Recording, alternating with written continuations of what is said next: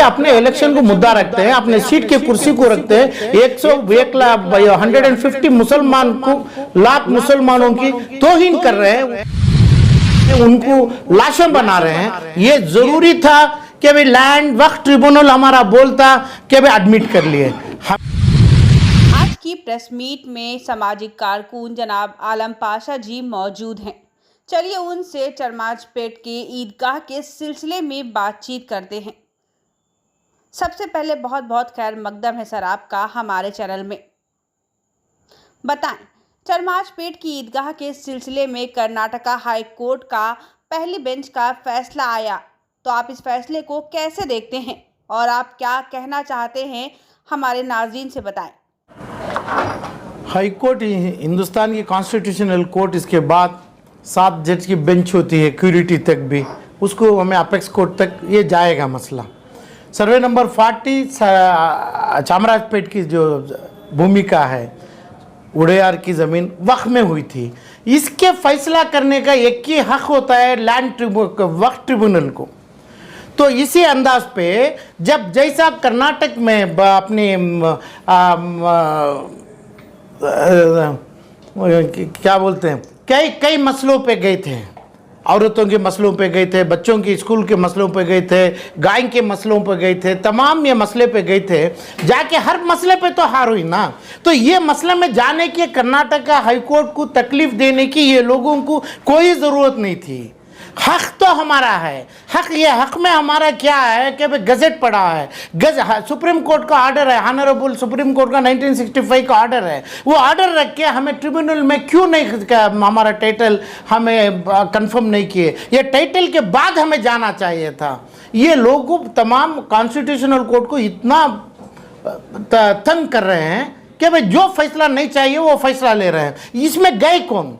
Local MLA ज़मीर अहमद साहब गए, अपना चेयरमैन जो वक्फ बोर्ड के चेयरमैन गए, ये लोग बयान दे दिए। तो कर्नाटक के कितने मुसलमान हैं? 1,50,70 लाख मुसलमान हैं, और हिंदुस्तान के मुसलमान हैं, इंटरनेशनल मुसलमान हैं। तो ये तमाम लोगों को इन असर इतना अफेक्ट करा है। एक दो मुसलमान, एक आदमी बोलता है सीएमए का टाइटल और वक्फ का टाइटल और ज़मीर अहमद का टाइटल किसका भी रहने दो, जब तक लैंड ट्रिब्यूनल का ना हो। हाई कोर्ट के बाद जाना था हमें।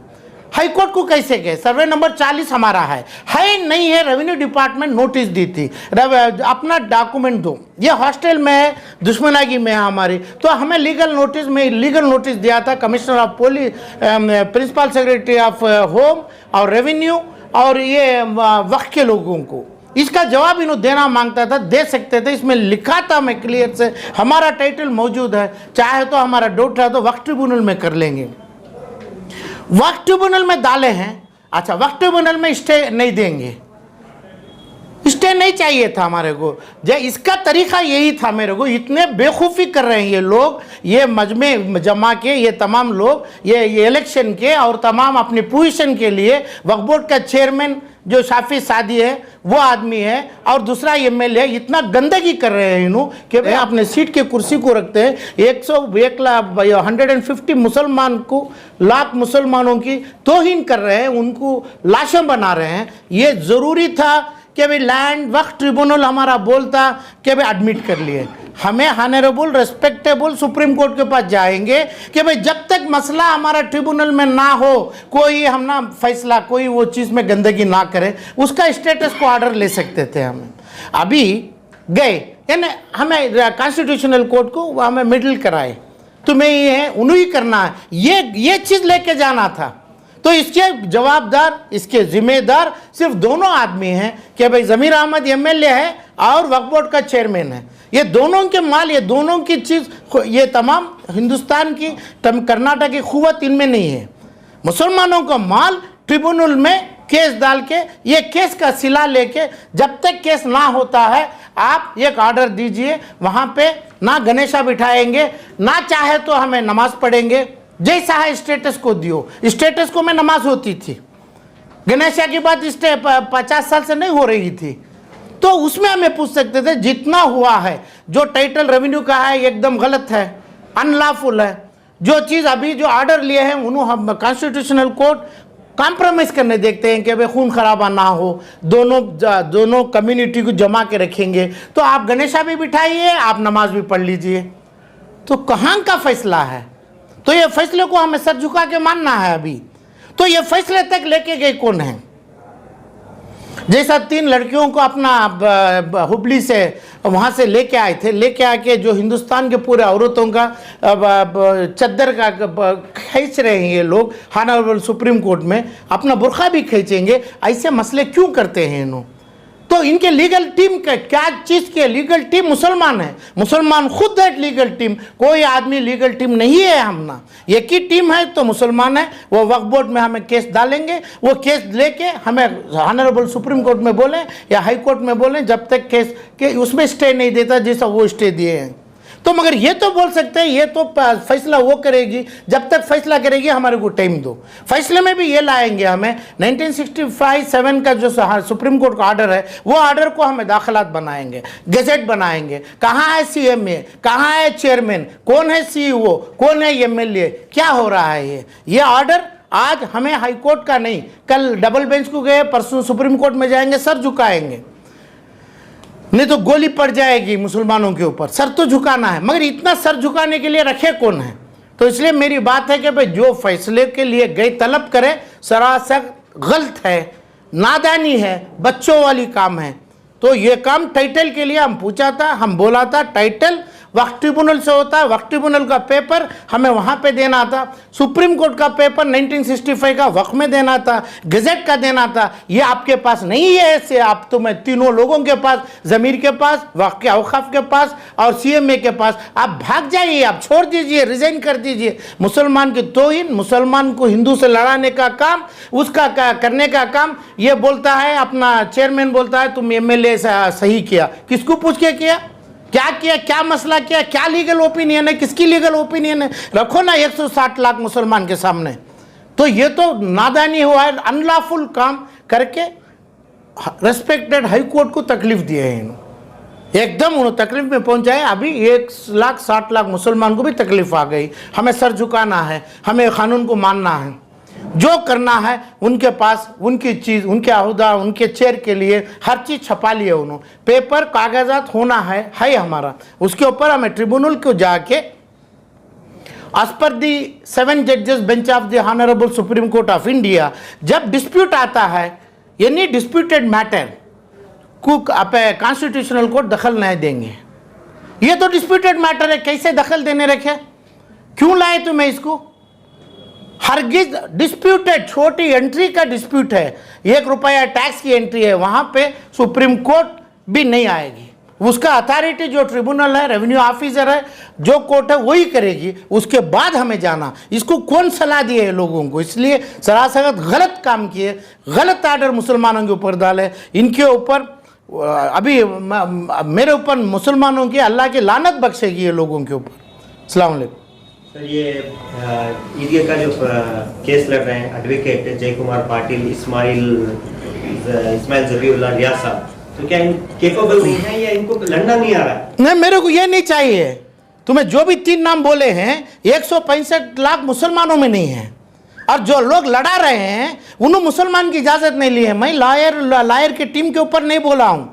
आप ये लोग चीज़ों के ऊपर और भी भड़काओ मत कराइए, मगर करना चाहिए। कौन भी कानून हो, 7 जज bench of honourable Supreme court को देखना है हमें, क्या ऑर्डर देंगे तो देंगे कि भाई जब पुलिस का FIR नहीं तो 7 जज बेंच कहाँ से देगी? रेवेन्यू टैक्स का रसीद नहीं तो कहाँ से देगी? ऐसा ट्रिब्यूनल का हमारे पास ऑर्डर नहीं है। ट्रिब्यूनल को ही वक्त का नाम जब आ गया, हिंदुस्तान के पूरे कोर्ट्स मर गए। कोई आदमी, ना पुलिस कमिश्नर, ना रेवेन्यू कमिश्नर, ना कोई कमिश्नर को काम नहीं है वहाँ पे। ट्रिब्यूनल कोर्ट उसका फैसला करेगी। वो फैसला करने के लिए 4 लीगल टीम का नाम और इसमें 160 लाख मुसलमानों का नाम, ये नहीं चाहिए। कानून एक ही है, एक ही चीज़ का होना चाहिए, टीम के ऊपर नहीं है। टीम कौन करे, क्या करे, ये 160 लाख मुसलमानों को बगैर पूछे करे, पाप किए, अत्याचार डाल लिए इन्होंने। ऐसा काम कई चीज़ों में, हिजाब के मसले में डाले और दूसरे मसले में डाल के नंगे कर दिए मुसलमानों को। ये भी इसमें जमा है। कोई मैं टीम की बात नहीं कर रहा हूं। With due respect to the lawyers, with due respect to the honourable Supreme Court of India, उसको प्रॉपर टाइम पे लेके जाना है। ये कोर्टों में इतना काम होता है, कोर्ट का काम कलंकी है, कोर्ट को धक्का दिए, उनके बीच में लेके जाके मिडिल कराए, मिडिल करवाए उन्होंने। ये लोग उधर पे जाने वाले क्यों नहीं गए उधर पे? कहाँ गया हमारा 1964 का ऑनरेबल सुप्रीम कोर्ट का ऑर्डर? वो ऑर्डर कहाँ है? वो गजेट कहाँ है? ये दोनों डाल के हमें कहाँ जाना था? लीगल टीम नहीं। With lot of my salute and respect to the legal team, इसमें 2 आदमी का बयान में सुना, जो चाहे एमएलए हो, सीईओ वक्फ बोर्ड का है, चेयरमैन हो, वो पाप करके बैठे हैं। इनको कोई इजाजत कोई मुसलमान कर्नाटक से दिया हुआ नहीं है, दे भी नहीं सकता है। ये लोग कॉन्स्टिट्यूशनल कोर्ट को मेडल कराते हैं, वहाँ जाके वहाँ रिक्वेस्ट करते हैं उनको कोई ना कोई, आप गणेशा बिठा लो, आप नमाज पढ़ लो। अरे भाई टाइटल तो मानो, पहले मेरी औलाद मेरी है, मेरी माँ मेरी है, मेरी बेटी मेरी है, मेरी बीवी मेरी है, ये तो मेरे को राइट चाहिए, ये एंटरटेनमेंट चाहिए मेरे को, ये हक मेरे को चाहिए। ये नहीं सो क्या कर रहे हैं तुम्हें, ये माल मेरा है, माल मेरा कौम का है। तो इसलिए सीएम में औकाफ वक्फ सीईओ चेयरमैन कोई एमएलए वो लायक का नहीं है ये चीज़ उठा के करने की आगे। सब आप कोई इस मामले में कोर्ट से रुजू होंगे? हाँ जरूर होगा। मेरा तो लीगल नोटिस पड़ा है, लीगल नोटिस में सर्व किया हूँ ये लोगों के ऊपर। मैं तो इसमें मुझे यही काम है क्या? मुझे आलम पाशा का नाम है, 160 लाख मुसलमानों को रिप्रेजेंट कर रहा हूँ मैं। मुझे यही काम है क्या इन लोग ये काम करें, जाके रिप्रेजेंट करें? हमें वक्फ में जाते हैं, ये ना ट्रिब्यूनल में जाते हैं, ये लोग गंदगी करते रहे, गला काटते रहे लोगों को, उसमें जाके हमें क्यों काम करें? तो हमें अभी जाना ज़रूरी है, नहीं तो जाएगा ये। अभी रेस्पेक्टेड गवर्नमेंट जो है, सरकार का काम है पीसफुल रखना, अमन के ऊपर काम करना। सरकार भी अभी जैसा ये मुसलमान करे, ये तीनों लोग करे, ऐसा सरकार भी मुझे उम्मीद है कर्नाटक सरकार भी ये काम बहकावे में काम नहीं करेगी, सही काम करेगी। मगर हमें बगैर बच्चे को LKG, UKG, 10th PUC नहीं सो IAS बना के बिठाए हैं ये तीनों लोग। IAS कैसा बन जाएगा, क्या काम करेगा, कहाँ पे आ जाएगा? सुप्रीम कोर्ट हमारे को क्या फैसला देगी? जब फैसला हमारे को पुराना सुप्रीम कोर्ट का ऑर्डर है वो डाले क्या उधर पे, और जो वक्फ का ऑर्डर है, वक्फ में केस पेंडिंग है, हाई कोर्ट के सामने रखे क्या? ये दोनों मौजूद है तो हाई कोर्ट में क्यों गए? सर मेरे 2 सवाल हैं। पहला, इसी तरह की लेटेस्ट अपडेट के लिए बने रहें हमारे साथ और देखते रहें SBR News 24।